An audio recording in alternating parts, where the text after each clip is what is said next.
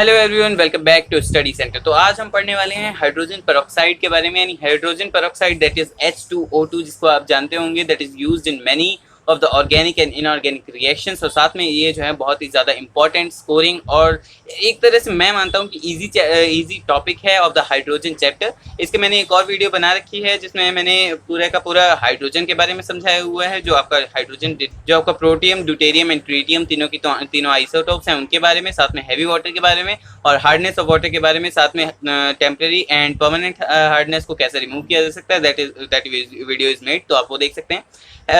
हम hydrogen peroxide की तरफ बढ़ते हैं। It is a compound with an oxygen single bond, यानी जो भी ऐसे कंपाउंड्स होते हैं जिनमें ऑक्सीजन सिंगल बॉन्ड आपको देखने को मिलेगा, those compounds are called peroxide compounds, right. ये आप डेफिनेशन को याद रखेंगे क्योंकि यहाँ पे ऑक्सीजन के साथ हाइड्रोजन ही ग्रुप लगा हुआ है, इसलिए this compound is called hydrogen peroxide. वैसे जो है अगर कोई और कंपाउंड लगा हो, लाइक फिनाइल लगा हो, so it is phenyl peroxide, या फिर कोई भी मतलब जो ग्रुप लगा होगा उसका पेरोक्साइड हो जाएगा, राइट।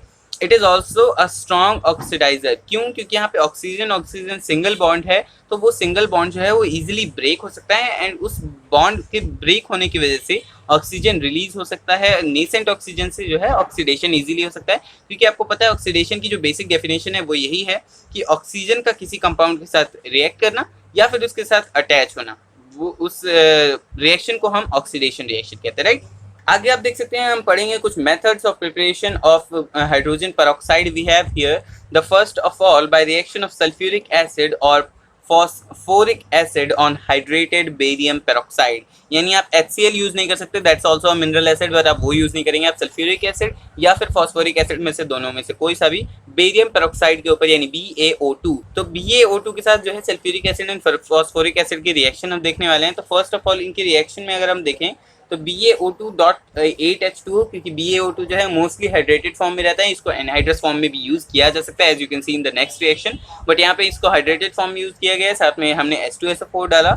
BaSO4 जो है वो प्रेसिपिटेट की फॉर्म में आउट हो गया है और हमारे पास आ गया है 1 molecule of H2O2 that is hydrogen peroxide, और 8 मॉलिक्यूल्स ऑफ जो H2O वो निकल जाएगा। आप कोई सा भी मेथड पढ़ लीजिए हाइड्रोजन पेरोक्साइड की प्रिपरेशन का, वहाँ पे साथ में कुछ मॉलिक्यूल ऑफ बल्कि जो हाइड्रोजन पेरोक्साइड है उससे ज़्यादा मॉलिक्यूल ऑफ वाटर ज़रूर बनने वाला है, राइट। और आपको हाई प्योरिटी हाइड्रोजन पेरोक्साइड के लिए कुछ और प्रोसेसेस के थ्रू जाना पड़ता है to get pure hydrogen peroxide. However 100% can never be there, right. अगला हम रिएक्शन देखें तो इसमें सेम सल्फ्यूरिक एसिड की जगह फॉस्फोरिक एसिड यूज किया गया है। यहाँ पे जो है बेरियम सल्फेट की जगह बेरियम फॉस्फेट जो है प्रेसिपिटेट आउट हुआ है और साथ में 3 मॉलिक्यूल्स ऑफ H2O2 निकल गए हैं हमारे, राइट। साथ में आप देख सकते हैं इसके बाद अगर हम इसमें दोबारा सल्फ्यूरिक एसिड डालें तो यहाँ पे आप देख सकते हैं बेरियम सल्फेट आउट हो गया और अगेन हमारा जो फॉस्फोरिक एसिड था वो हमने रीजनरेट कर लिया। तो अगर हम सल्फ्यूरिक एसिड का यूज करें so it is a better reaction. वैसे भी आपको पता होगा कि सल्फ्यूरिक एसिड हम प्रेफर करते हैं जहाँ भी हम यूज कर सकते हैं। ऑल्सो आपने पढ़ा होगा कि सल्फ्यूरिक एसिड को ऑयल ऑफ विट्रियोल और किंग ऑफ केमिकल्स भी कहा जाता है। तो आप इन एडिशनल नॉलेज को भी याद रखें। कई बार खासकर नीट एग्जामिनेशन में, जेई एग्जामिनेशन में ये कई बार मतलब इस नाम से पूछ लिए जाते हैं, ऑयल ऑफ विट्रियोल के नाम से, तो आप इनको भी ध्यान रखें। In both cases BaSO4 is removed by filtration and hence more or less pure H2O2 solution is obtained by this method. इस मेथड से मोस्टली जो है हमारा प्योर H2O2 फॉर्म होता है। कुछ मात्रा में वाटर फॉर्म हो सकता है, but you can see according to the reaction यहाँ पे कोई वाटर फॉर्म नहीं हो रहा है, राइट। मैंने बोला था ना कि ज्यादातर रिएक्शन में, मैक्सिमम रिएक्शन में आपके वाटर बनेगा ही बनेगा, बट यही एक रिएक्शन है जिसमें वाटर आपका फॉर्म नहीं हो रहा है, so it gives you nearly pure hydrogen peroxide. Next we have by adding calculated quantity of sodium peroxide to a 20% ice cold sulfuric acid solution। यानी ice cold एकदम chilled sulfuric acid में अगर calculated amount of, यानी 1 मोल के साथ 1 मोल वाली बात है यहाँ पे, तो अगर 1 मोल सल्फ्यूरिक एसिड है हमारे पास तो 1 मोल अगर सोडियम पेरोक्साइड हमने इसमें ऐड कर दिया, 1 मोल हमने सोडियम पेरोक्साइड ऐड कर दिया, सो यू कैन सी हमारा सोडियम सल्फेट अलग हो गया है और साथ में 1 मॉलिक्यूल ऑफ H2O2 फॉर्म हो गया है। Sodium sulphate is removed bye cooling when crystals of Na2SO4 dot 10H2O, यहाँ पे डॉट आएगा, डॉट 10H2O सेपरेटेड आउट। यहाँ पे भी जो है फिल्ट्रेशन के थ्रू NaSO4 जो है Na2SO4 निकाल लिया जाता है, सोडियम सल्फेट को बाहर निकाला जा सकता है इजीली।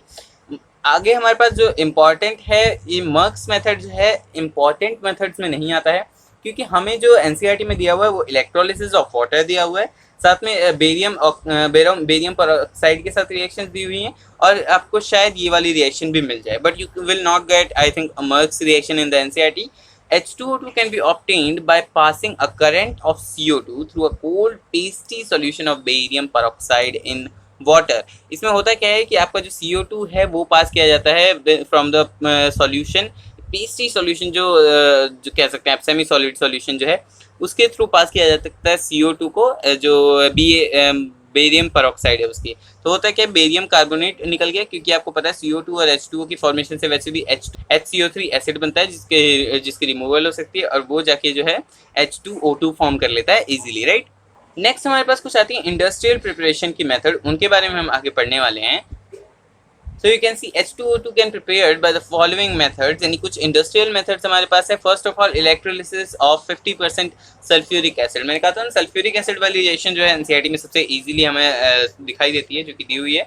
एंड वाटर का ऑक्सीडेशन, क्योंकि वाटर में जो है वो काफ़ी ट्रेसेस में पाया जाता है, इसलिए वाटर को ज़्यादा प्रेफर नहीं किया जा सकता. The electrolysis of 50% sulphuric acid to give per disulphuric acid which on distillation yields 30% solution of hydrogen peroxide. यानी इसका अगर आप डिस्टिलेशन करें, स्टीम की फॉर्मेशन करें एंड देन अगर कूल डाउन करें, तो इसमें से जो है 30% सॉल्यूशन ऑफ हाइड्रोजन परऑक्साइड मिलता है, जो कि किसी भी और दूसरी रिएक्शन के मुकाबले काफ़ी हाई है. क्योंकि आपने देखा था फर्स्ट वाली रिएक्शन जो हमारी बेरियम पेरोक्साइड के साथ थी, उसमें आपका 8 मॉलिक्यूल्स ऑफ H2O निकला था एंड 1 मॉलिक्यूल्स ऑफ H2O2. सो वहाँ पे बहुत ही कम यील्ड थी, आप देख सकते हैं 12.5% था, और यहाँ पे 30% आपको दे रहे, डबल से भी ज़्यादा. So it is high purity.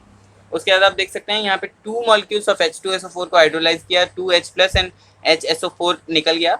जो कैथोड है वहाँ पे H+ तो हाइड्रोजन बन के निकल जाएगा, लेकिन जो आपका एनोड है वहाँ पे देख सकते हैं HSO4 H2S2O8 बनाएगा, यानी पर डाइसल्फ्यूरिक एसिड बनाएगा पहले, और इसका जब दोबारा हाइड्रोलिसिस हो जाएगा with the help of water, क्योंकि तो उससे फॉर्म हो जाएगा 2SO4-, साथ में 2H+, ये साथ में H2O2. तो आपका जो है यहाँ पे ये मैंने आपको बताया यहाँ पे गलत लिखा हुआ है, दिस इज H2S2O8. तो ये जो पर डाइसल्फ्यूरिक एसिड है ये फॉर्म हो जाता है, जिसकी जो कि आगे चल के आपका on hydrolysis gives hydrogen peroxide, right. आगे आप देखेंगे, by the auto oxidation of 2 ethyl anthraquinone in the process air is pass through 10% solution of 2 ethyl anthraquinone in a mixture of benzene and a higher alcohol. क्या किया जाता है कि 2 ethyl anthraquinone लिया. मैं पहली बात मैं बता दूं कि आप अगले 30 सेकंड को स्किप कर सकते हैं, ये जो है आपके एनसीईआरटी में नहीं दिया हुआ, सो मोस्ट लाइकली ये क्लास 12th में नहीं आने वाला. It is mostly important for JEE Mains and advance and for NEET examination और एम्स एग्जामिनेशन, राइट. वैसे एम्स और नीट एक ही बात हो गई है, सो इट इज़ सिमिलर. तो आगे देखिए हम, तो इसमें जो है 2 इथाइल एंथ्राक्विनोन को बेंजीन एंड कोई हायर एल्कोहल जिसका ज़्यादा मॉलिक्यूलर मास हो उसके साथ जो है वो एयर के साथ रिएक्ट किया जाता है. 10% सॉल्यूशन होता है ये, यानी कि इसका जो है ऑक्सीडेशन किया जाता है बेसिकली. इस ऑक्सीडेशन से 2 इथाइल एंथ्राक्विनोन बाहर निकलता है और साथ में H2O2 निकल जाती है, यानी कि जो आपका अल्कोहल था उससे ये कन्वर्ट हो जाता है, जो आपका अल्कोहल था उससे कीटोन फॉर्म में कन्वर्ट हो जाता है. आपने देखा ये एंथ्राक्विनोल था, उससे एंथ्राक्विनोन में कन्वर्ट हो गया, यानी ऑल था यानी अल्कोहल आप जानते हैं, ओन मतलब कीटोन है, उसमें कन्वर्ट हो गया, और साथ में ये क्योंकि ये ऑक्सीडाइज हो गया है तो साथ में इसने जो है H2O2 बाहर निकाल दिया है.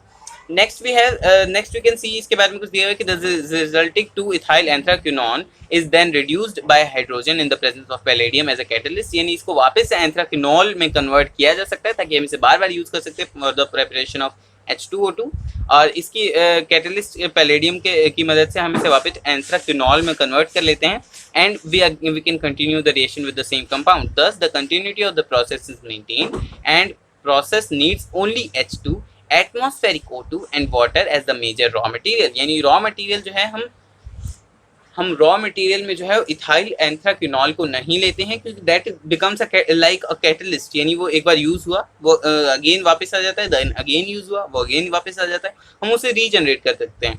हम जो बेसिकली यूज कर रहे हैं that is hydrogen and oxygen from the atmosphere also. तो वो कहीं से हमें लाने की जरूरत नहीं पड़ रही। नेक्स्ट जो इंपॉर्टेंट टॉपिक है that is strength of hydrogen peroxide solution. ये आपको पता है कि H2O2 is commercially represented in terms of volume strength. Volume strength में दिया होगा, यानी ऐसे दिया होगा कि 10, 20 ऐसे डायरेक्ट वॉल्यूम स्ट्रेंथ दी होगी। तो इसको कैलकुलेट कैसे किया जा सकता है, वॉल्यूम स्ट्रेंथ को जो है वो कैसे नॉर्मेलिटी या फिर मोलैरिटी के साथ आप कंपेयर कर सकते हैं। इसका एक डायरेक्ट फॉर्मूला यहाँ पे मैं दे रहा हूँ, that is 5.6 times the normality. और नॉर्मेलिटी आपको पता है जो n फैक्टर है टाइम्स मोलैरिटी होता है। या फिर आप अगर इसको ऐसे याद रखें, आप इसको परसेंटेज स्ट्रेंथ के साथ भी कंपेयर कर सकते हैं विद H2O2। और equivalent weight of H2O2 that is 17 होता है। आप ये ध्यान रख लें कि इक्विवेलेंट वेट ऑफ H2O2 जो है 17 होता है, क्योंकि इसका जो है n फैक्टर जो है वो 2 होता है। आप ये बात भी ध्यान रखेंगे, क्योंकि जो इक्विवेलेंट वेट होता है that is actual molecular weight divided by the n factor, और साथ में इसको मल्टीप्लाई कर देंगे आप 10 से, तो आपका जो है ये फॉर्मूला बन जाता है। इस फॉर्मूला को आप ध्यान रखें, दिस इज रियली इंपॉर्टेंट। आप इसको मोलैरिटी से भी कंपेयर कर सकते हैं। You can multiply this 5.6 times 2, क्योंकि जो आपका n फैक्टर है H2O2 का दैट इज 2, तो यहाँ से आप अगर नॉर्मेलिटी में से 2 निकाल दे तो ये बन जाएगा आपको मोलैरिटी। 5.6 इंटू 2 ये आपका बन गया 11.2 इंटू मोलैरिटी। वही फॉर्मूला आपको यहाँ पे दे दिया गया है, दैट इज 11.2 टाइम्स मोलैरिटी। आप इस तरीके से वॉल्यूम स्ट्रेंथ और मोलैरिटी को कंपेयर कर सकते हैं। और या फिर आप परसेंटेज स्ट्रेंथ को ले लीजिए। अगेन यहाँ पे आपको इक्विवेलेंट वेट की जगह मॉलिक्यूलर वेट लेना पड़ेगा, दैट इज 34। अब कैलकुलेशन आपकी डिफरेंट हो रही है but the answer will be the same. एक और फॉर्मूला यहाँ पे है दैट इज परसेंटेज स्ट्रेंथ जो भी है उसकी, that is 17/56 times volume strength. ये भी आप ध्यान रख सकते हैं, this is also a very nice formula. अगर मैं इसको इस तरीके से दिखा सकूं, यहाँ पे आप देखिए percentage strength is equal to 17/54 times volume strength. ये आपका दूसरा फॉर्मूला हो गया, जो कि सबसे ज्यादा इजीली जो है आपको इसका आंसर दे देगी, राइट। फाइनली जो है हम कुछ स्पेशल प्रॉपर्टीज के बारे में पढ़ने वाले हैं H2O2 की, कि जो प्योर H2O2 है is a pale blue syrup like liquid, यानी थोड़ा सा ज्यादा इसकी विस्कोसिटी होती है than water. And it is ये जो प्योर फॉर्म होता है, बिल्कुल ही प्योर फॉर्म 100%, तब ये पेल ब्लू होता है। लाइक वाटर इज कलरलेस, लेकिन जो H2O2 है that is pale blue. It freezes at -0.5 degree Celsius, यानी वाटर से भी थोड़ा सा कम टेम्परेचर चाहिए होता है इसे। And has a density of 1.4 in pure state, यानी ये जो है वाटर से थोड़ा सा डेंस होता है। डायामैग्नेटिक इन नेचर, ये डायामैग्नेटिक होता है, इसके ध्यान रखें। It's dipole moment is 2.1। ये आप ध्यान रखें कि इसका डायपोल मोमेंट जो है डिफरेंट होता है वाटर से, क्योंकि इसमें 2 ऑक्सीजन मॉलिक्यूल और उन दोनों पे 2 जो है आपके लोन पेयर्स हैं, राइट। तो उनका डायमैग्नेटिक जो आपका मैग्नेटिक मोमेंट है वो डिफरेंट होगा। Due to auto oxidation property it can not be used as a polar solvent, क्योंकि अगर इसे आप सॉल्वेंट में लेंगे तो ये भी रिएक्शन में आ जाएगा और ये जो है ऑक्सीडाइज कर देगा जो भी सब्सटेंस आप इसमें डालेंगे। It's other oxidation and reduction properties में भी समराइज्ड है। ये जो है कुछ रिएक्शंस दी हुई हैं आपको ऑक्सीडेशन एंड रिडक्शन प्रॉपर्टीज की, क्योंकि कई बार हम देखते हैं इसका ब्लीचिंग में यूज होता है। आपको पता है डेलिकेट मटेरियल के लाइक हेयर, फैब्रिक एक्सेट्रा, इन सब की ब्लीचिंग में यूज होता है H2O2 हाइड्रोजन पेरोक्साइड। तो ये जो है प्रॉपर्टी ये शो करता है because of its oxidising nature show करता है नेसेंट ऑक्सीजन की वजह से।